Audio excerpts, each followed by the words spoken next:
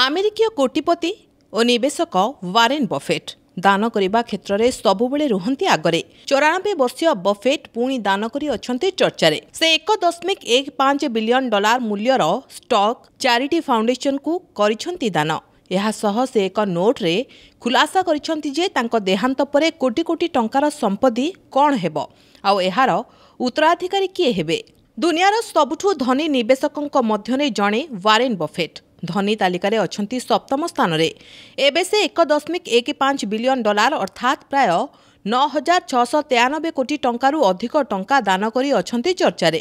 ତାଙ୍କର ପ୍ରଥମ ପତ୍ନୀଙ୍କ ନାଁରେ ଥିବା ସୁସାନ୍ ଥମ୍ପସନ୍ ବଫେଟ୍ ପ୍ରତିଷ୍ଠାନକୁ 1.5 ମିଲିୟନ ସେୟାର ମିଳିଥିବା ବେଳେ ସେରୁଡ୍ ଫାଉଣ୍ଡେସନ୍, ହାୱାର୍ଡ ଜି ବଫେଟ୍ ଏବଂ ନୋଭୋ ଫାଉଣ୍ଡେସନକୁ 3 ଲକ୍ଷ ଲେଖାଏଁ ସେୟାର ମିଳିଛି।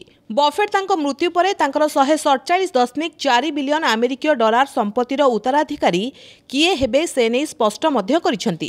ତେବେ ଏହି ଦାନ ପରେ ବର୍କଶାୟାରର ହାଥୱେ କ୍ଲାସ୍ ଏ ସେୟାରରେ ୱାରେନ୍ ବଫେଟ୍ଙ୍କ ଭାଗିଦାରୀ 56.6% ହ୍ରାସ ଘଟିଛି। ବଫେଟ୍ ନିଜ ମୃତ୍ୟୁ ପରେ ସମ୍ପତ୍ତି ଭାଗବଣ୍ଟା ଲାଗି 3ଟି ଉତ୍ତରାଧିକାରୀ ଟ୍ରଷ୍ଟି ନିଯୁକ୍ତି କରିଛନ୍ତି।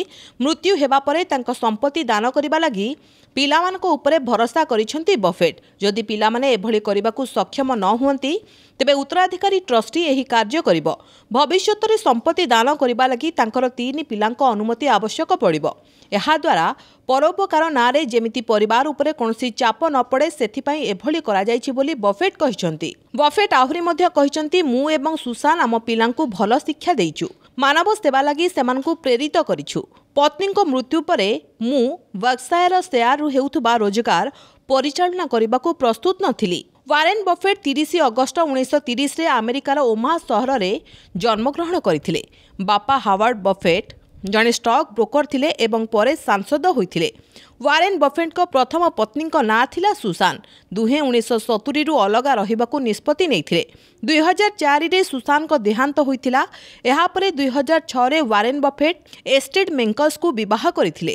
ତାଙ୍କର 3ଟି ସନ୍ତାନ ସୁସି, ହାୱାର୍ଡ ଏବଂ ପିଟର ଅଛନ୍ତି। ବଫେଟ୍ ବିଶ୍ୱର ଧନୀ ତାଲିକାରେ ଅଛନ୍ତି ସପ୍ତମ ସ୍ଥାନରେ।